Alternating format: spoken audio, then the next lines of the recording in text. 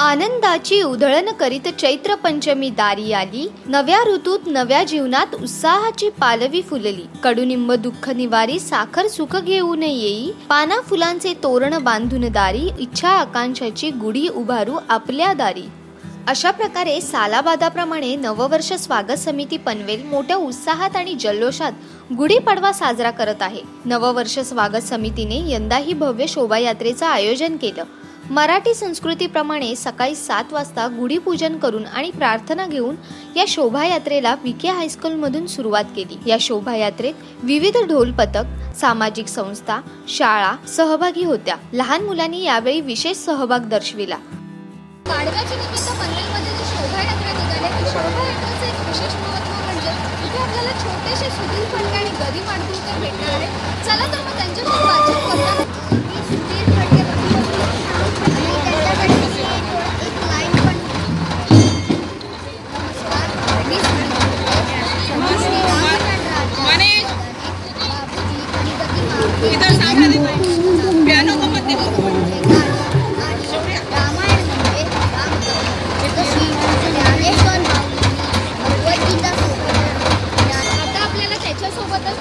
गदी माडगुळकर भेटणार आहोत. आपण बघूया गदी माडगुळकर आपल्याशी कशा प्रकारे बातचीत करतात आणि काय सांगतात. गदी माडगुळकर हे एक लेखक होते. त्यांनी गीत रामायण लिहिलं आणि त्यांना पिक्चर स्पीच केले. नमस्कार, मी गदी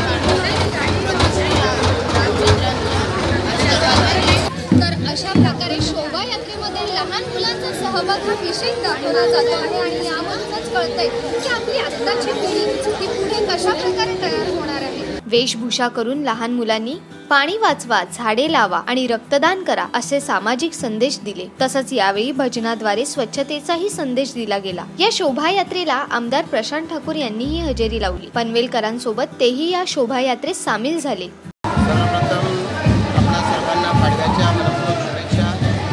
पाडव्याच्या या मुहूर्तावरती सर्व पनवेलकर संस्था आणि विविध क्षेत्रामध्ये काम करणारे आपले सहकारी ते एकत्र भेटत आहेत. नववर्ष सर्वांना सुद्धा आनंदाचा गवरणी जाऊन शुभेच्छा देत आहेत. मला वाटतं की या शुभेच्छा या सर्वांनाच पुढच्या कालावधीमध्ये काम करण्यासाठी ऊर्जा देत असतात. अलीकडच्या काळामध्ये व्यक्तिगतरित्या एकमेकांना भेटणं खूप कमी होत चाललेलं आहे आणि त्यामुळे उत्सवाच्या निमित्तानं आपण ज्या वेळेला भेटतो आणि एकमेकांचं हित चिंततो त्याच्यातून एक सकारात्मक ऊर्जा मिळते.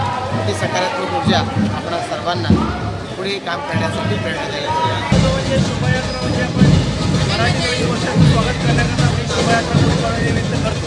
दरवर्षी आपण अनेक वर्ष झाले आपण इंग्रजी वर्षांप्रमाणे 1 जानेवारी डिसेंबर मोठ्या प्रमाणात साजरे करतात. परंतु आपले सण, आपल्या सणांची माहिती व्हावी याकरता ही शोभायात्रेचं आयोजन पनवेलमध्ये केलं जातं.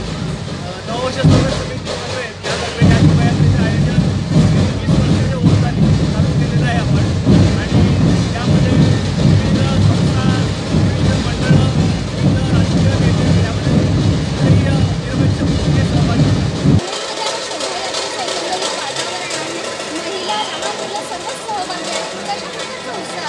उत्साह तर भरपूर असतो आणि त्यांच्या विविध स्पर्धा पण असतात. त्यामध्ये चालता बोलता स्पर्धा आहे, सेमटोसेम असं आम्ही सेमटोसेम स्पर्धेत भाग घेतो. त्या भरपूर विविध स्पर्धा असतात, रांगोळी स्पर्धा असतात आणि खूप छान नियोजन असतं.